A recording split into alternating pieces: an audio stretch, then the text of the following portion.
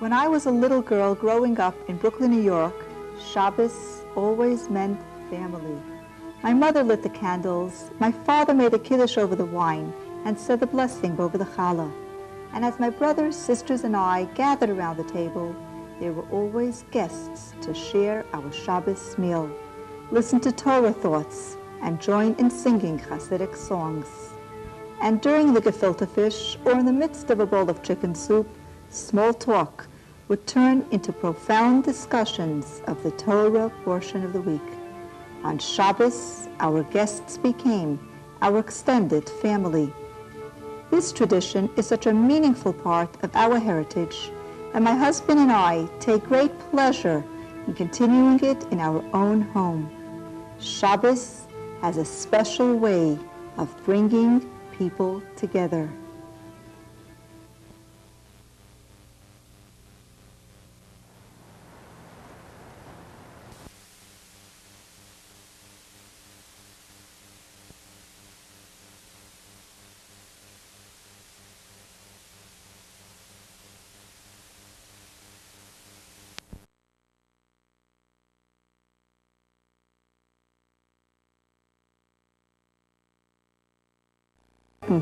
With my husband and our 8 children, K'nei Nahara, I will share with you the traditional dishes that I grew up with, as well as some of my modern variations. It's a long and varied menu, and you may choose not to serve all the dishes at one meal, but I would like to present you with the entire format for a complete Shabbos dinner. Once you are familiar with the recipes, you will find that many of them can be prepared for the holidays as well. We will prepare dinner for 10 people, beginning with homemade challah, 2 different kinds of eggplant salad, 3 different ways to serve gefilte fish, traditional chicken soup, and of course, cholent. For the main course, we will prepare 3 variations of baked chicken, stuffed with kishka, and served with a broccoli and cauliflower kugel, and the all-time favorite potato kugel. And then there are the desserts, a chocolate cornucopia filled with rugelach, a centerpiece made of chocolate-covered strawberries, chocolate-covered heavenly nuggets, and a rich chocolate cake. The Shabbos meal nourishes the soul as well as the body. And so in addition to the rituals and the recipes, I will share with you the different ways to add color and charm to your table settings. The mood and the atmosphere in the home are so important for the entire Shabbos experience, and I like to make my home look especially festive and inviting for Shabbos.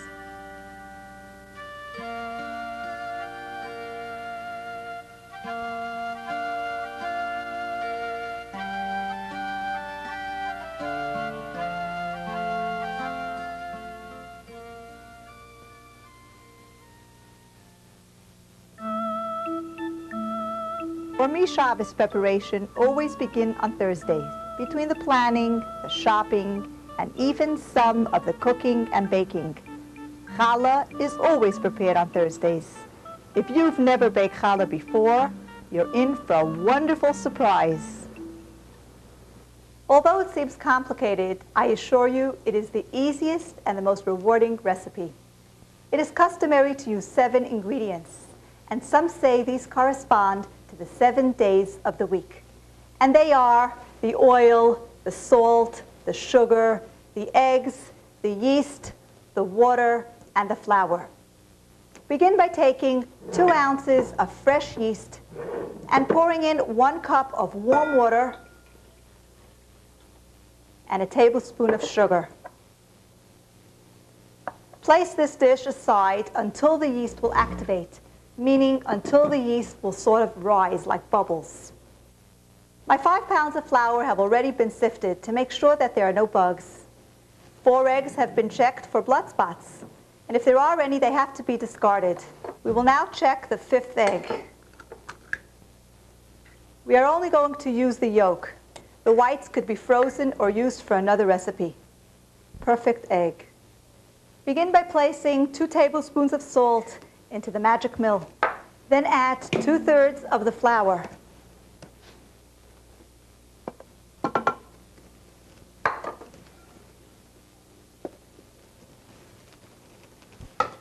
Three-quarters of a cup of oil, 5 egg yolks, 1 1/3 cup sugar, and 3 1/4 cup of warm water. And last but not least, our activated yeast. The important thing to remember is that the salt and the yeast cannot come in contact with each other.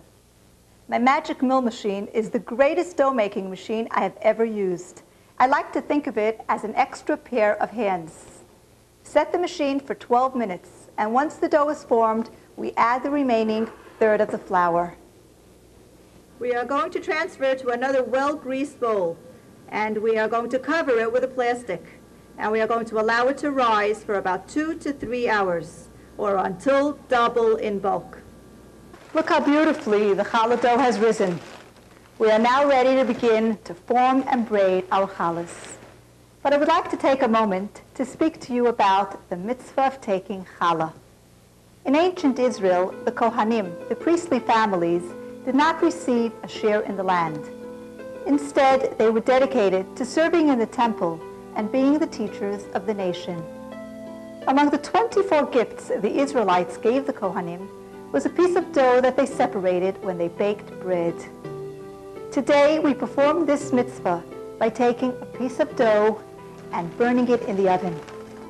Immediately prior to performing this mitzvah, we make a bracha, which I would now like to demonstrate. Baruch atah Adonai, Eloheinu melech haolam, asher kiddushanu b'mitzvos b'tzivanu lahafrish challah. Blessed are you, God, who has sanctified us with the mitzvah of taking challah. And at this time, I also like to add my own personal prayer. There are many specific details in the measurements and laws of taking challah. With 5 pounds of flour, we surely fulfill the requirements to perform the mitzvah in the proper way. My mother always baked challahs on Thursdays, and I remember her preparing a challah for each of my sisters and brothers to eat immediately when the rolls came out of the oven. The memory of the aroma in her kitchen and the taste of her freshly baked challahs is still fresh in my mind. This tradition I continue with my children as they eagerly await Shabbos, just as I once did. I'd like you to meet my children. This is Sralik, who recently turned 3, who carries the name of my father. May he rest in peace. Chaim Yisrael. Come on, let's make the dough. This is Chayla, who's 5, who's named after the late Rebbitzin, Chaya Mushka, wife of the Lubavitcher Rebbe. And this is Sarala, who's 7, who's named after my grandmother Sarah. And some of the recipes are hers from the shtetl.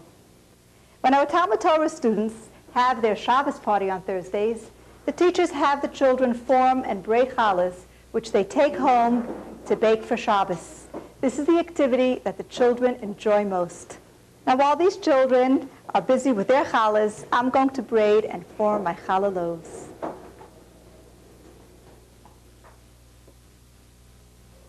This recipe will make 3 large challahs and 6 small challah rolls. We will divide the dough into 3 large parts and 1 smaller one for the challah rolls. We will be working with 1 part at a time. First, divide the dough in half, and then each half into thirds. So we will have a total of 6 parts to work with. It is customary to braid with 6 strands, which corresponds to the challahs that were placed on the holy table in 2 sets of 6. Connect your strands like this. And now we're going to divide them into 3 sections, 2 on the left, 2 to the center, and 2 to the right. If you follow me and repeat the words with me, you will see how simple it is to braid with 6. The center one goes up, and the other one remains down. Grab the inner center one and the inner one to the left, and pull the outer left under. Place this one down and this one up, and take the one to the right and the one to the center and pull the one on the outer right under. And now you repeat this until the challah is formed. So you can repeat after me.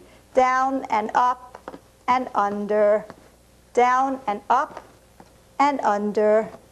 And this is the way my mother taught me to do it, and she learned it from her grandmother, from her mother and her grandmother.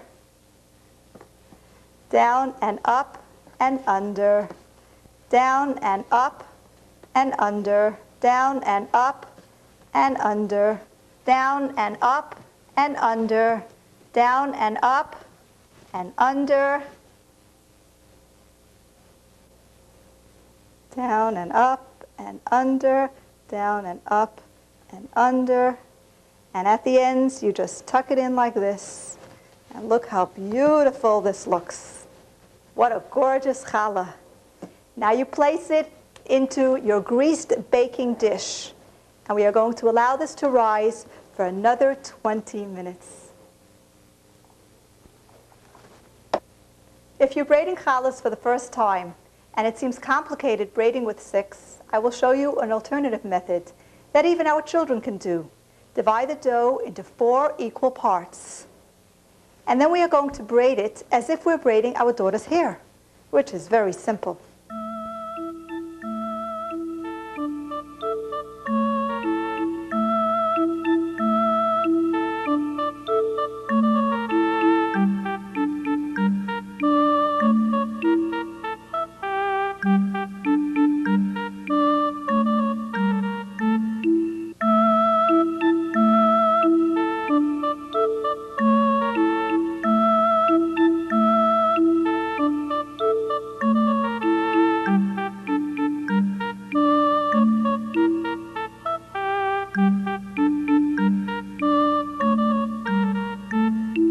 My children love doing this. Place this little mini on top of the 3 braided challah. And when this is baked, will look quite similar to the intricate 6 braided challah. Again, place this in your greased baking dish, and we allow it to rise for another 20 minutes. Look how pretty this looks. These challahs have already risen. We now brush it with beaten eggs and sprinkle it with either poppy seeds or sesame seeds. You place them in the oven at 400-degree temperature for the first 15 minutes until a crust will form. And then we reduce the heat to 375 for an additional half an hour. And you have to watch out. Sometimes it needs a little longer time.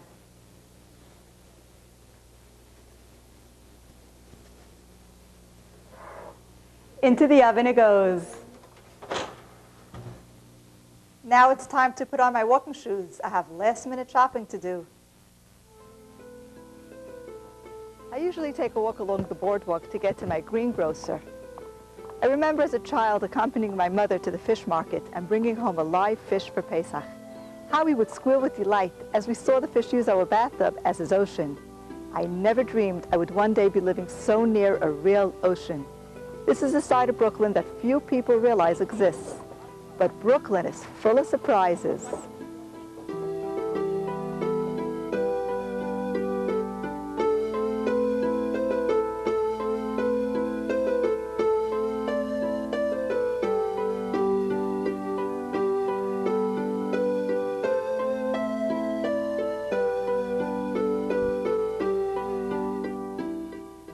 Buenos días, señor. Qué día más hermoso. Before I begin cooking, I always visit my greengrocer for my fresh supply of herbs. I learned to use these herbs living in Venezuela. They add a tremendous amount to my dishes, and I love them as a garnish for their unique aroma and their vivid color.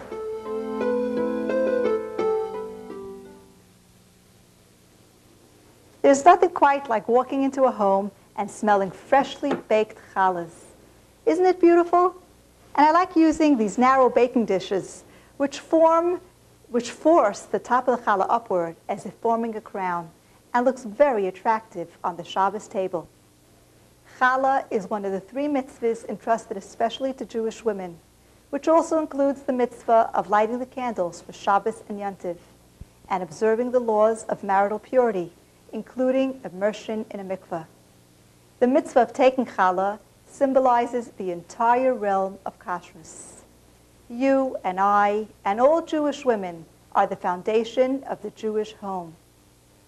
I felt inspired to share these words with you because whenever I bake challahs, I always feel uplifted. Now we gently remove these challahs from the pan and allow them to cool for about an hour or so. Then I place them in plastic bags. I fasten them securely and freeze them. About an hour before Shabbos, I place them in the oven on a 200-degree temperature, and I bake them for about 15 minutes. And once again, the freshly baked aroma permeates my entire home. And now we're going to make gefilte fish. Our basic gefilte fish recipe consists of the following ingredients: 2 pounds of whitefish and 1 pound of pike already ground, 4 onions ground, 4 eggs beaten. Isn't this adorable?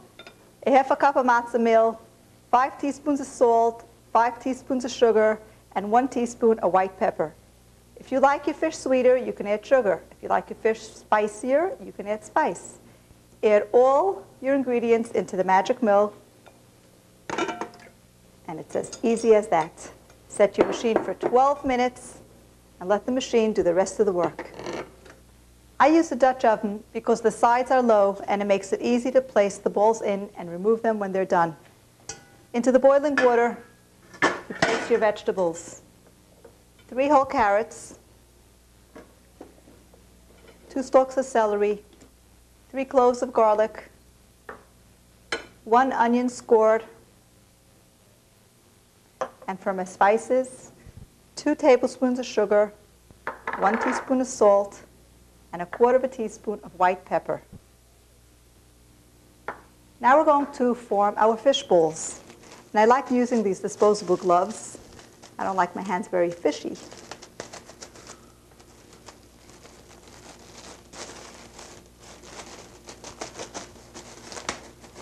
Wet the palm of your hands a little bit, like this. And we're going to form small oval balls. And drop it gently into the boiled water. Cover the pot and simmer for about an hour and a half on a very low flame. And this is your basic gefilte fish recipe. This is the traditional way to serve gefilte fish. Now for our loaf. We will be using parchment paper. And let me show you the technique in how to use this paper. You wet it.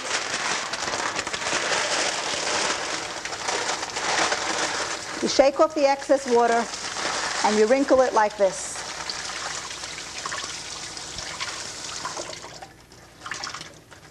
Squeeze it, shake it out, lay it flat on your counter, and place the mixture onto the parchment paper like this.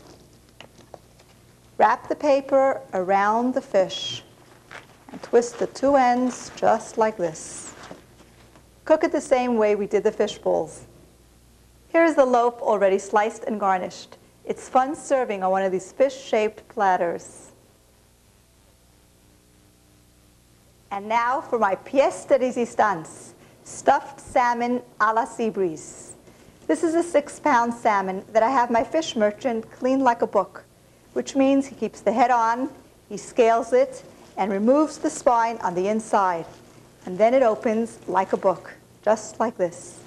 I salt it sparingly.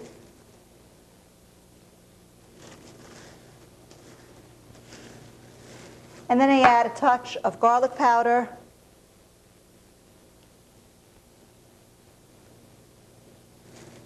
and a little bit of black or white pepper.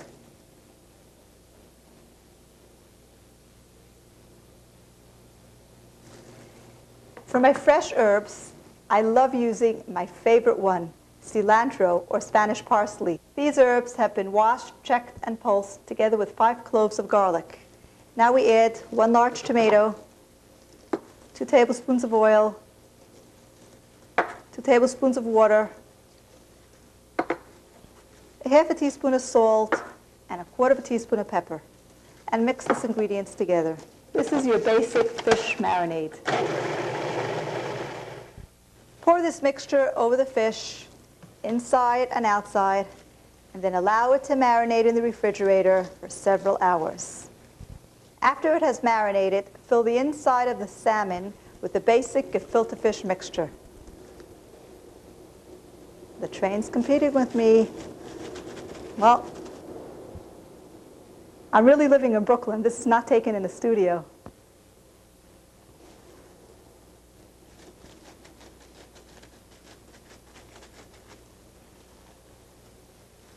Don't overload it, because when you close it, you'll see how it pushes itself out like this. Top with 1 onion sliced, 5 cloves of garlic crushed, 2 carrots cubed, 2 stalks celery sliced, 1 fresh tomato diced, 1 tablespoon lemon juice, a half a teaspoon pepper, 1 teaspoon salt, 1 8-ounce can of tomato sauce, and a half a cup of water. This reduces to a tangy sauce. Bake covered for 45 minutes to an hour at 350 degrees. This is what your stuffed salmon a la Seabreeze looks like, all dressed up. When it is sliced, the pink salmon contrasts with the white gefilte fish and makes an exotic presentation. I prepare a variety of salads as an accompaniment to the fish. Today I will prepare 2 types of eggplant salad. As a child, I never ate it. But when I began to cook and became aware of the tremendous assortment of recipes available in making eggplant, I began to experiment.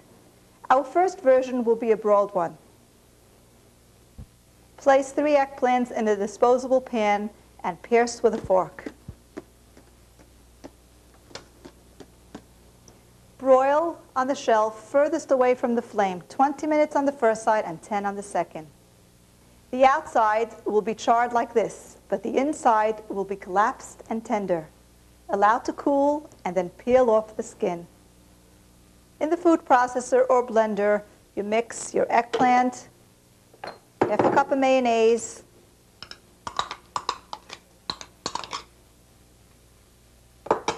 one tablespoon of fresh lemon juice, 4 cloves of garlic, and a teaspoon of salt, and mix.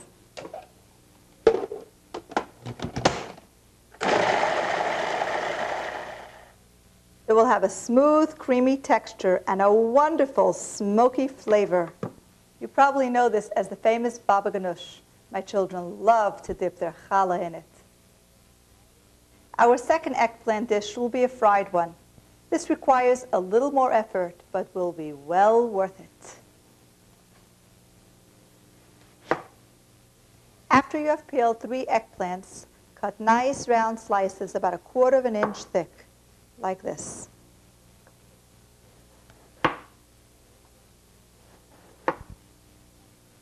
Sprinkle a little bit of salt and place it in a bowl with cold water. Dip your eggplant first in beaten egg and then into flour mixed with salt and garlic powder. Heat a substantial amount of oil in a 10-inch skillet and then fry the eggplant on both sides until brown. When browned, flip over like this.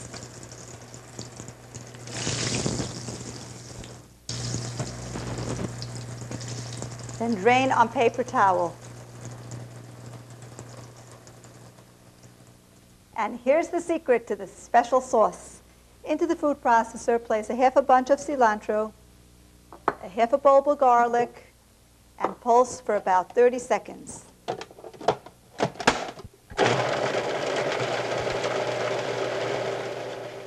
Add a cup of ketchup and 1 tablespoon of lemon juice and mix.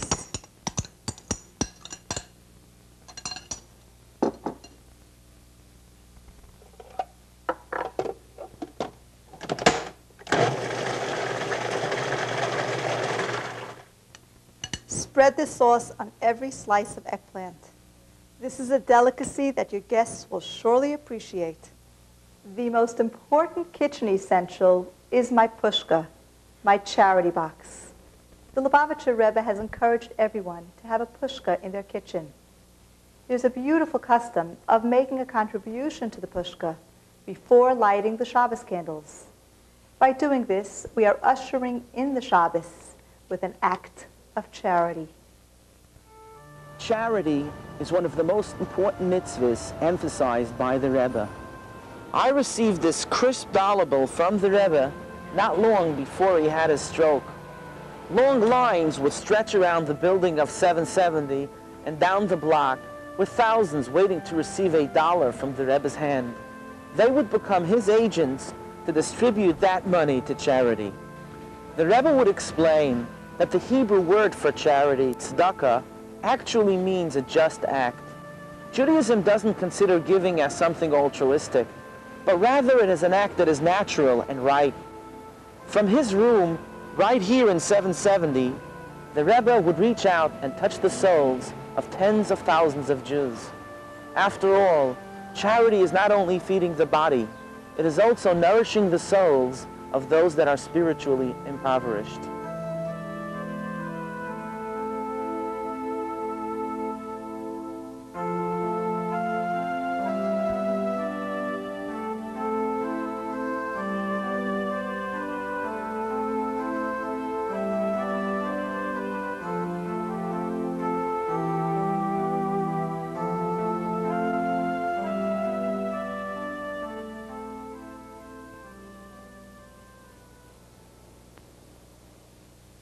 Most people consider the traditional chicken soup an essential part of the Shabbos meal. So let's begin. For a dinner of 10 people, you will need a large pot filled halfway with water, 4 pounds of chicken, 5 carrots already peeled and cut into long strips, 2 onions scored to release the flavor, 2 celery stalks, 3 parsnip roots, and for my herbs I use a bunch of dill and a bunch of parsley. And for my spices I use 1/4 teaspoon white pepper, 2 to 3 tablespoons salt, and 4 cloves of garlic. Now these are optional, but do add a tremendous flavor. A half a leek, a squash already peeled, a half a celery head. And this is what celery head looks like before it's been peeled and cut. And also a small bunch of Spanish parsley called cilantro. Place the chicken pieces into the pot and bring it to a rapid boil. Place your parsley, your dill, and your optional cilantro in a cheesecloth and tie it together like this. Then you place it into the soup. So this way it makes it a lot easier to remove when the soup is done.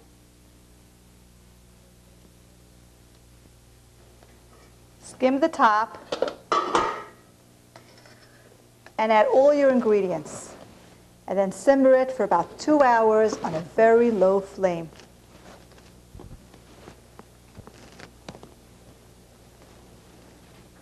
After the chicken and all the vegetables have been taken out, remove the excess residue.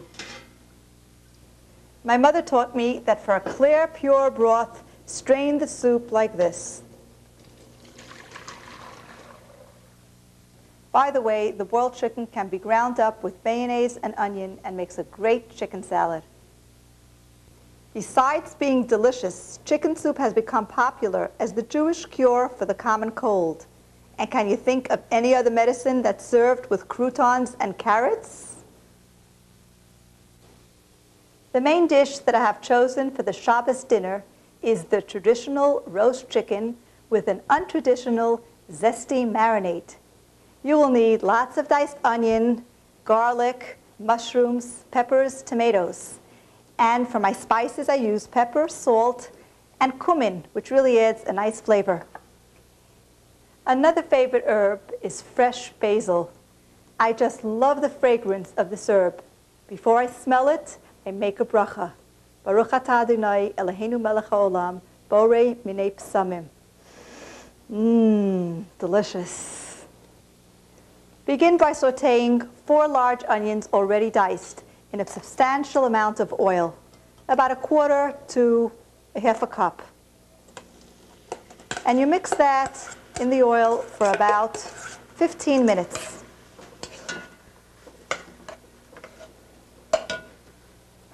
We're going to simmer this on a low flame for about 2 to 3 hours.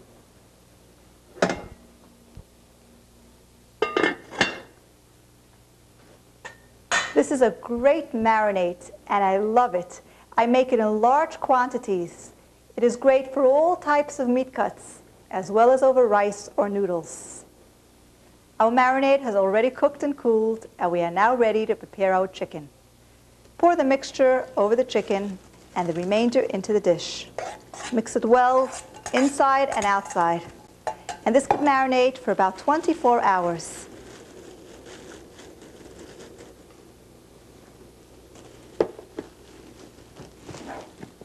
After a couple of hours, you can turn this dish over like this and back like this, making sure that the marinade covers on both sides of the chicken.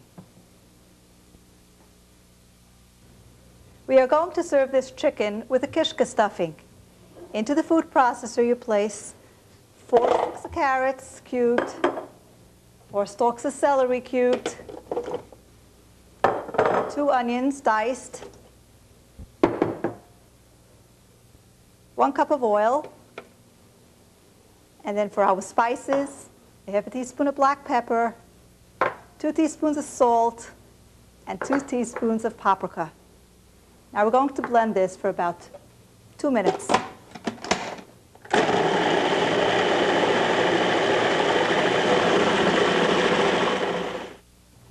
Pour this mixture into a bowl of 3 cups of sifted flour. Now we are going to mix this thoroughly, like this. You can use your hands if you like, or your disposable gloves. I like to use a wooden spoon. Stuff the chicken with this kishka mixture inside the cavity. And don't fill it up too much, because when it'll bake, it'll come right out.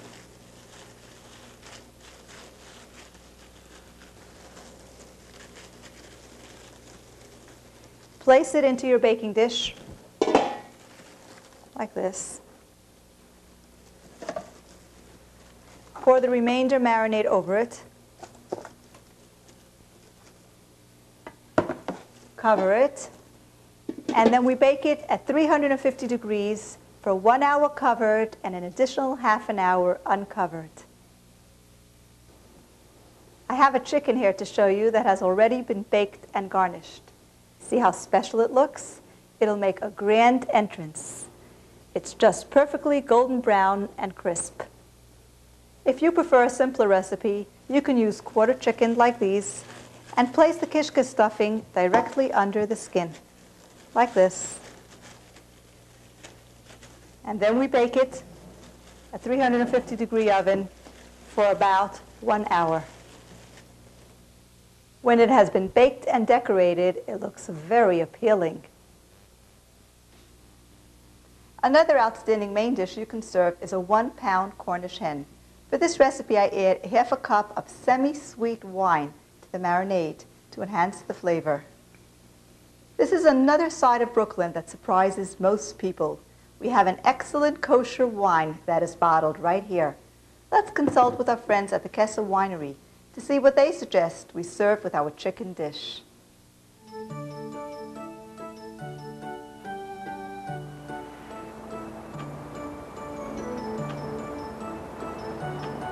This is Mr. Zakon from the Kesser Winery right here in Brooklyn.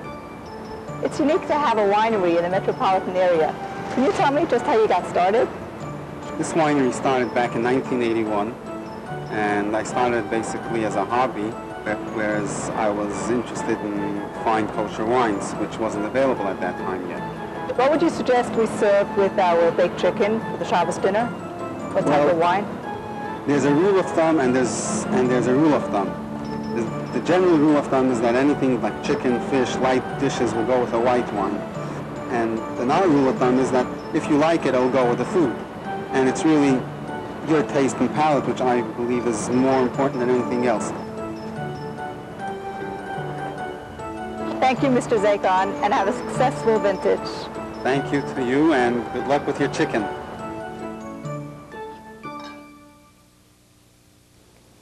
This bottle of Lunavi will taste great with our main dish. Now back to the marinade. We are going to marinate the Cornish hen, just like we did the chicken, and then we are going to stuff it with the same kishka mixture. I serve 1 hen per person, and this makes a very exciting presentation when garnished like this with an orange ring, a maraschino cherry, and I like putting these frilly covers on the feet. It makes the hen look really festive. The next side dishes for our menu are the kugels, the all-time favorite potato kugel and the modern broccoli cauliflower kugel, which should appeal to those of you who are concerned about weight and cholesterol. Begin by peeling 4 large potatoes and 1 onion, cube them and place them in cold water. Grease your pan very well and place it in a 450-degree oven for about 5 minutes. Begin by placing your 4 checked eggs into the blender. Then you add half a cup of oil, a half a teaspoon black pepper, and 2 teaspoons salt. Now add your drained potatoes.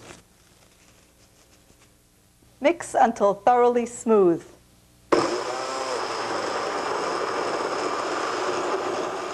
This is crucial. Immediately pour the mixture into the hot dish that's in the oven. You hear the sizzling? And place it directly in the oven on 450 degrees for the first half an hour. Then you can reduce the heat to 350 for the second 30 minutes. The important thing to remember is that for a successful kugel, the mixture cannot sit in the blender or the potatoes will turn black. If you need a larger quantity like we're doing today, repeat the exact same procedure and pour the second batch on top of the first one that is already in the oven. This technique is foolproof. My kugel is always white, cuts beautifully, and is my children's favorite dish. When they walk into the home on Friday and smell freshly baked kugel, they can't resist having a slice. But once you will learn the technique, you'll see how simple it is to prepare your own homemade kugel. If you're a little skeptical, let me confess to you that in spite of all of my expertise, I was not born in the kitchen. In fact, in my youth, I had no interest in cooking at all. I became a maven in the kitchen simply because I had to. Shortly after we were married, my husband and I, and our oldest son, Avremel, moved to Caracas, Venezuela, to direct a Lubavitch outreach program. For us, it was a challenge as we learned to navigate a new country with a different culture and a foreign language. But I soon discovered that food is universal, and with it I can communicate better than with words. When it came to preparing an authentic Shabbos meal, I had no one to turn to, so I turned to my cookbooks. We lived in Caracas for 8 years, and during that time, the community we served and I had a profound effect on each other, and that includes the Spanish influence on my cooking. I have become much bolder with my use of spices.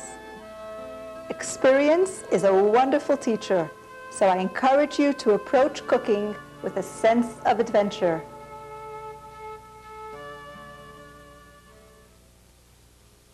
We are now ready to tackle the broccoli and cauliflower kugel. You will need 1 head of each. Place them in salted water for about 15 minutes. Drain and rinse. Remove the stems, which can be later used either in a stir fry or in a steamed side dish. Place your florets in a pot and boil or steam for about 15 minutes until tender, but not too soft. Drain and mash. In 1 quart saucepan, mix 3 tablespoons flour, 3 tablespoons margarine, and 1 cup of non-dairy creamer. Simmer until thickened and allow to cool for 5 minutes. Take your florets, place it into your food processor. Add 6 eggs.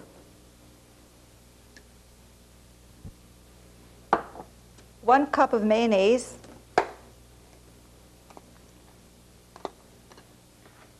Your margarine mixture. 2 tablespoons of onion soup mix. And a half a teaspoon of salt. And now we mix this in the food processor.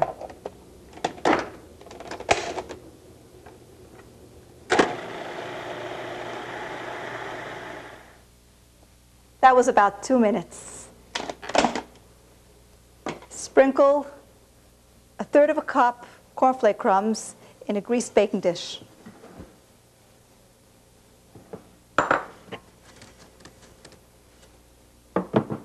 And now pour your broccoli mixture directly over the cornflakes crumbs. Look how creamy this looks. Pour the remainder, third of a cup cornflake crumbs on top, like this. And then we're going to bake this in a 350-degree oven for about 30 minutes. Make sure that the oven is preheated.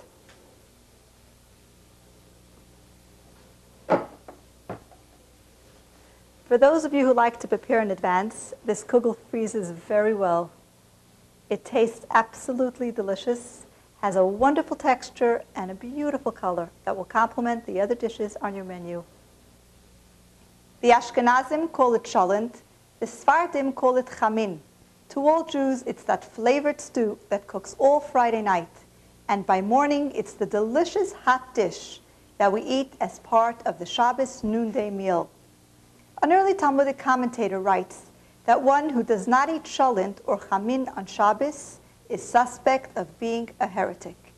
If that seems like an extreme label, we must remember that there was an unfortunate rift caused by an ancient sect called the Tzaddokim, who broke away from traditional Judaism. According to their biblical interpretation, it was forbidden to have any type of flame on Shabbos, even if it was kindled on Friday. Therefore, traditional Judaism made it a point to have a hot dish on Shabbos that was sitting on the fire all Friday night, to demonstrate their view that the prohibition is only on kindling the fire on Shabbos. It is, however, permissible to have a flame if it was started on Friday. Nevertheless, our sages were concerned one might forget, shuffle the coals, or raise the flame, and they insisted that we have some type of covering on the fire. Today, to remind us to avoid the fire, we use what is called a blech, which is Yiddish for a piece of tin. And immediately before candlelighting, we place on it our hot dishes, our cholent, our chicken soup, and anything else we would like should remain warm for Shabbos. I wanted to share this piece of history with you because many times we keep a tradition, and it's interesting to know just how it got started. Now let's get started on our cholent. I like using 4 types of beans: kidney, pinto, and navy, 1 cup of each. And then I add a half a cup of baby lima and a half a cup of barley. I have soaked them overnight to soften them. And in the morning, I drain it, discard any stones or dirt, and place it in an 8-quart pot. And then I cover it with water about 1 inch over the beans. Add 1.5 to 2 pounds of meat and 2 large meat bones. I like using a piece of meat that is in 1 piece. This way, when I serve it at the table, I slice it, and the meat doesn't fall apart in the cholent.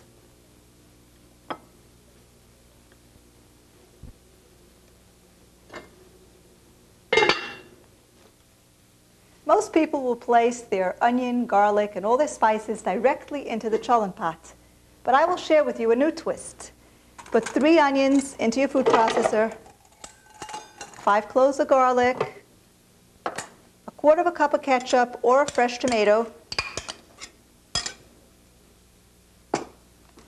2 tablespoons of salt, 1 teaspoon of pepper, and a bunch of my favorite herb, cilantro. And process this.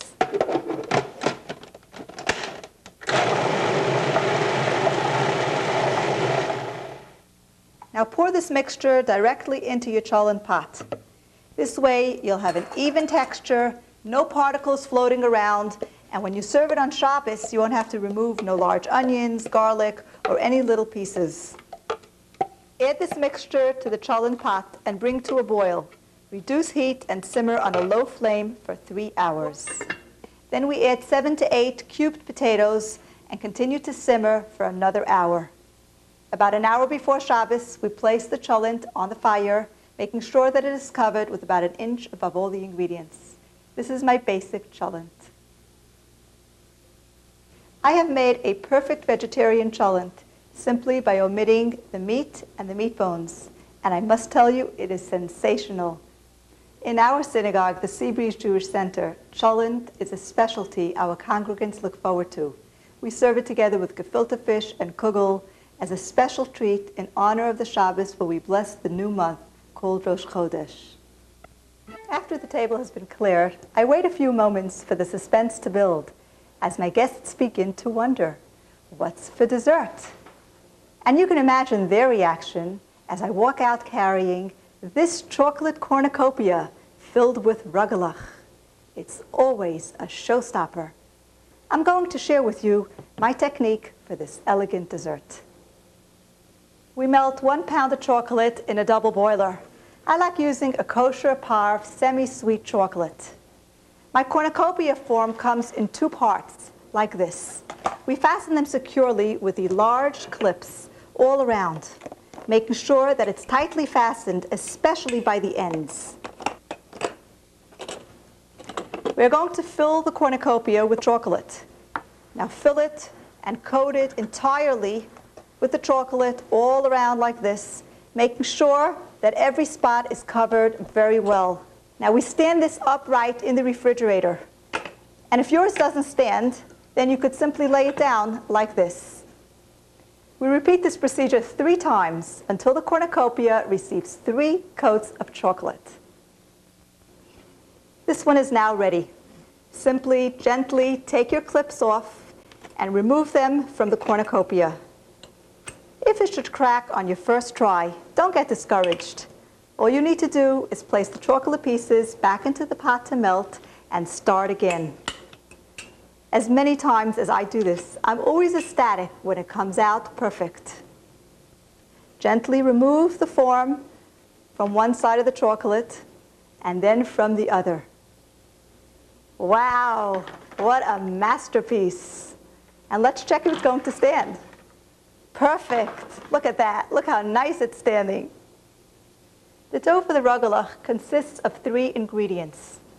A pound of margarine, which is equivalent to 4 sticks, 6 cups of flour, and a parve dessert whip. You begin by placing your margarine into the mixer, and we're going to cream this for about 3 minutes. We now add the rest of the ingredients, our flour and our dessert whip.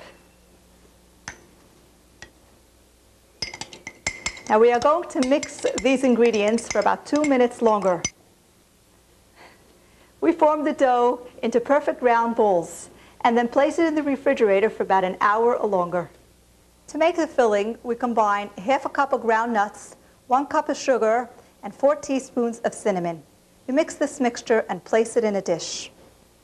Remove from the refrigerator 1 of the 6 parts of dough, leaving the other ones in there while we're working with 1 at a time so that they don't soften.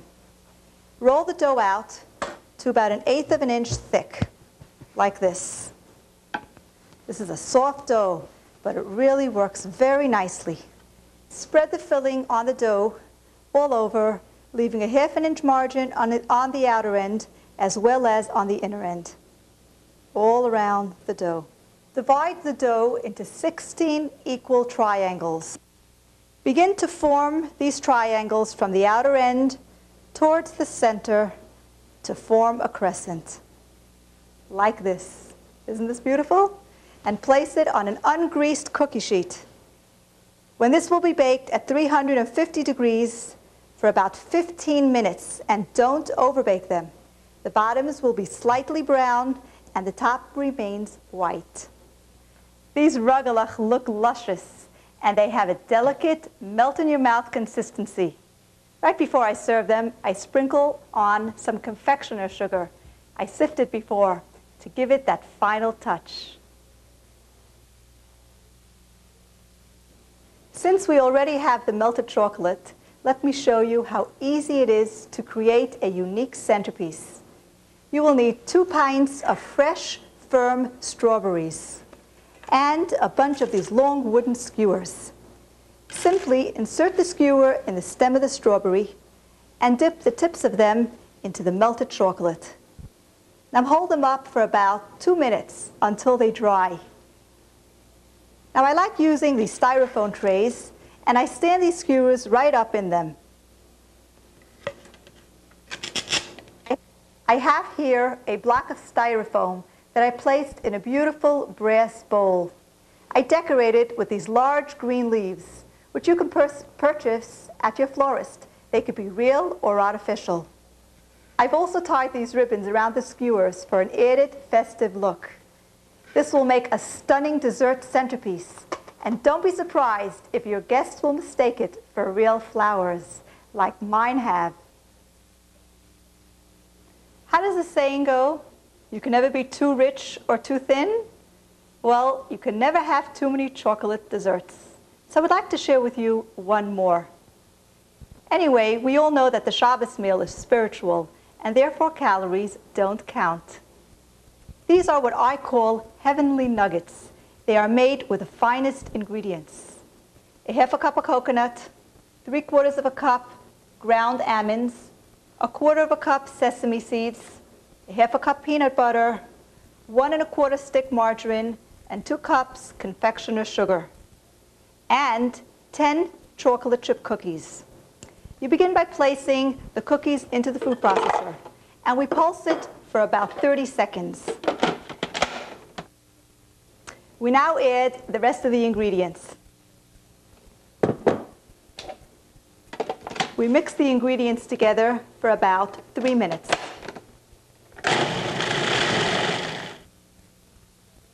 Now you could wet your hands slightly and make walnut-sized balls perfectly shaped like these, and we freeze them.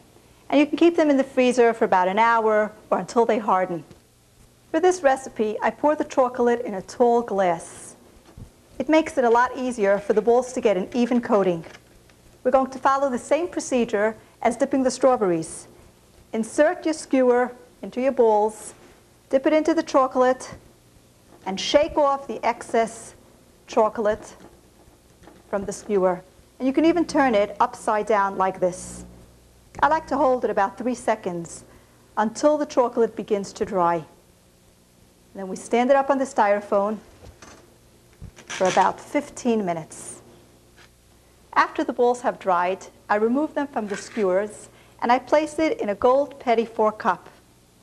I like to layer it in a mound like this. These are truly heavenly nuggets. Everyone always expects a piece of cake with their glazela tea. So I'm going to prepare, guess what? A chocolate cake. And this is so simple in the Magic Mill. You place all the ingredients into the bowl at one time.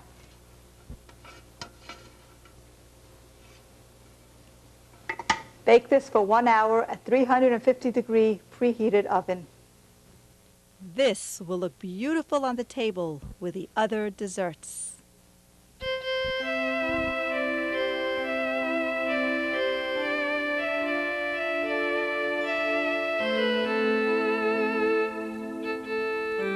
My daughter Yehudis always enjoys helping me set the table.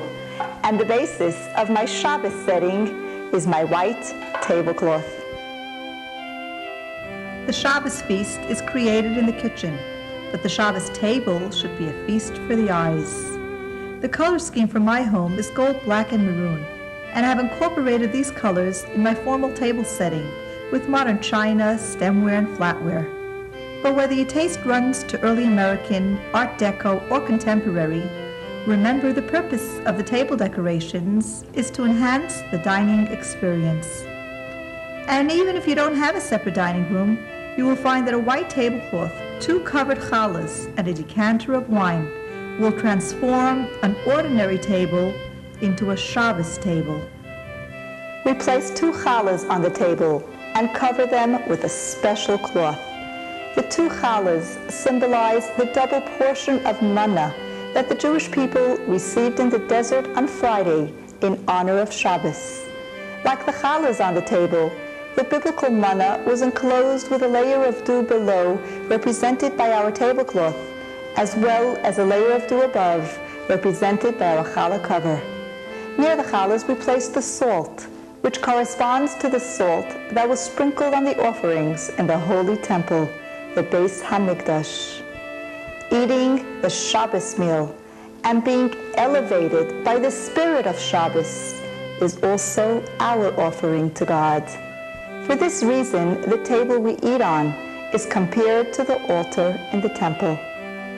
Next comes the wine, which will be used for the Kiddush at the opening of the Shabbos meal. Wine is revered as a drink, which brings joy to man and to God. It too was poured on God's altar in the temple, and with this sacred drink we recite the Kiddush, declaring our recognition of God as creator of heaven and earth, and Shabbos being the day God completed his creation, and thus it became a day of rest. Shabbos is a microcosm of a future world when it will always be Shabbos. No more work, no more worries. We will have all the kugel and kishke one can want. More importantly, we will be filled with that Shabbos spirit all the days of the week. In our literature, the days of Mashiach are described as the era of Shabbos. In fact, our rabbis taught us that every Shabbos we have a taste of Mashiach's times. If all the Jewish people would only keep the Shabbos 2 times, the sages said we would merit the redemption immediately. In his last years, the Rebbe would urge us to prepare ourselves for Mashiach. It was more than a promise for a future utopia. It was a call for living a Mashiach lifestyle in the present. Through studying Torah, doing mitzvahs, and practicing charity in all its forms, we prepare ourselves for a world of eternal Shabbos. As the time approaches, my daughters light their very own Shabbos licht. They began to observe this mitzvah through the inspiration of the Rebbe, who suggested that every girl, beginning at age 3, add their holy light to illuminate the world. All the good of the week is elevated on Shabbos, and Shabbos is the source of all the blessings of the week to come.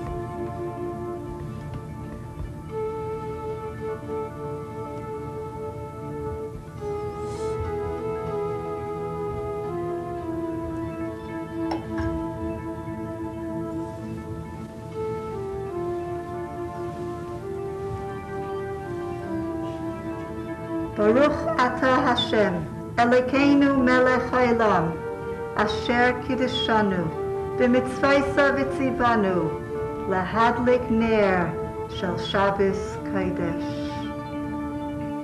Good Shabbos. Good Shabbos. Good Shabbos. Good Shabbos. Good Shabbos. Good Shabbos. Good Shabbos. Good Shabbos. Good Shabbos. Good Shabbos.